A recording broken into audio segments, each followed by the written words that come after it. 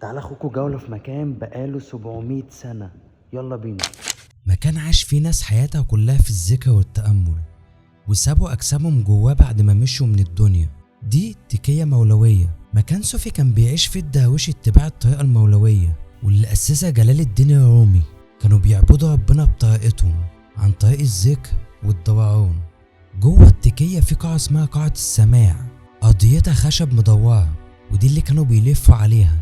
بس مش رقص، دي عبادة، اللف حوالين النفس عن الفهم عن النور، وده طبعا على طريقتهم الصوفية. في بدلة مولوية لسه موجودة جوه، عبارة عن جلابية بيضة واسعة وسكة طويلة فوق الراس.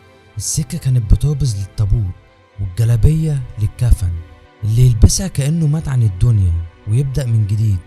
في سلالم بتطلع للدور اللي فوق، فيها اوض، ودي اللي عاش فيها الدراويش، يناموا ويذكروا الله ويعيشوا حياة كلها زهد وسكون.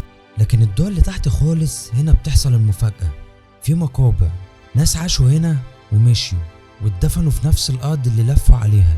في شيخ الطريقة وفي ناس تانية عاديين، كلهم سابوا أجسادهم في المكان اللي لقوا فيه راحتهم.